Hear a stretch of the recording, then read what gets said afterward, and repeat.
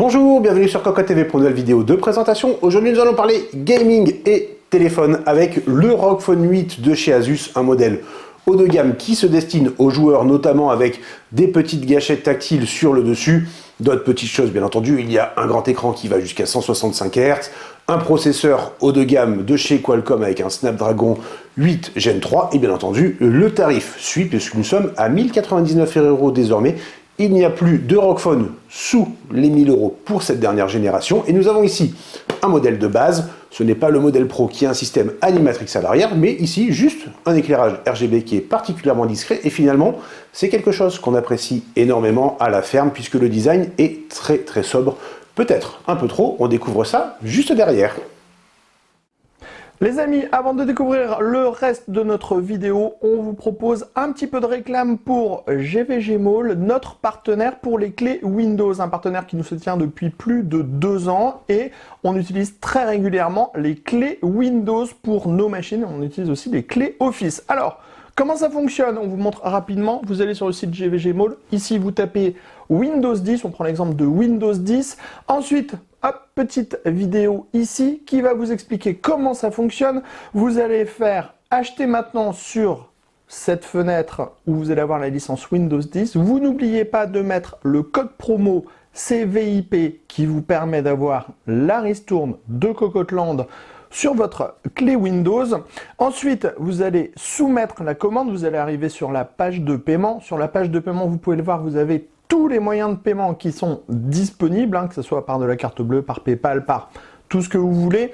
Vous allez faire payer maintenant. Ensuite, une fois que vous aurez payé votre licence, vous allez avoir à l'intérieur de votre panier votre clé Windows qui va apparaître. Et là, il suffit juste de copier votre clé Windows et de la mettre sur votre produit Windows 10 pour pouvoir tout simplement activer votre Windows et utiliser pleinement votre licence Windows 10. Donc, vous avez vu, 40 secondes à peu près et le tour est joué pour avoir une licence officielle pour votre PC. Le ROG Phone 8, le voici. Nous sommes sur un modèle, on va dire, intermédiaire avec 16 Go de mémoire vive en LPDDR5X et un espace de stockage non extensible de 512 Go en UFS 4.0. Il existe aussi un modèle en 12256 qui pourra suffire à de nombreux utilisateurs. Le tarif débute à 1099 €. Comme on peut le constater, le téléphone, je le prends en main, reste plutôt, on va dire, compact, notamment par rapport aux précédentes itérations.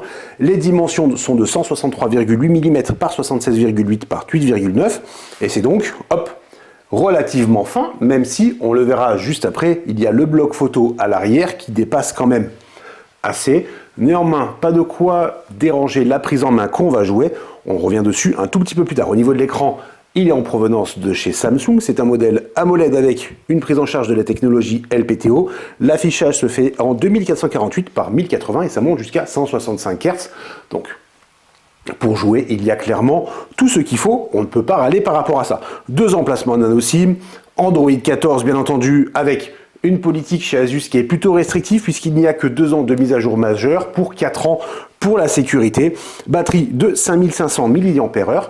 Au niveau de l'autonomie, on l'a dit lors de notre preview sur le site, on vous mettra le lien. La charge se fait en 50 minutes à peu près avec un chargeur de 65 watts qui est fourni à l'intérieur. Il y a aussi de la charge sans fil en 15 watts. Et donc l'autonomie, on va tourner entre 1 journée et demie, 2 journées et demie. Ça va dépendre de ce qu'on fait et surtout comment on l'utilise. Puisqu'en fait, chez Asus, il y a plusieurs modes de fonctionnement pour le ROG Phone. Dans l'interface Armoury Crate, qu'on va remettre dans quelques instants, nous avons la possibilité de mettre un mode, on va dire, autonomie, un mode X qui envoie du très lourd et un mode intermédiaire. Alors, on prend le téléphone, on remet. Nous sommes ici dans l'interface Armoury Crate. Nous sommes sur le mode dynamique qui va donc permettre d'avoir une balance. Il va chercher automatiquement le meilleur compromis sur les performances, sur l'autonomie par rapport à ce qu'on est en train de faire. On peut forcer le mode X qui va pousser le réseau, les performances du SOC, etc. Ou on peut forcer le mode ultra durable qui permettra de tenir beaucoup plus. Alors ultra durable, c'est bien sympa, mais on perd quand même un peu l'utilité, on va dire, d'un tel téléphone. L'interface Armoury Crate, rien à redire.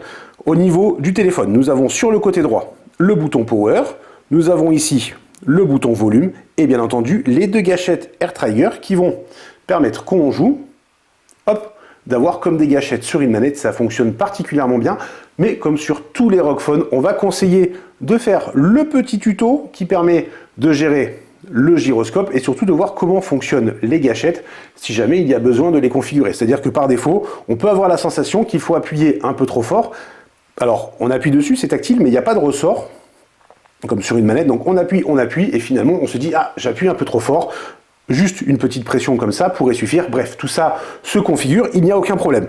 On retrouve bien entendu un port USB type C de l'autre côté qui va permettre de le poser comme ceci sur une base, par exemple l'Aero Active Cooler 6.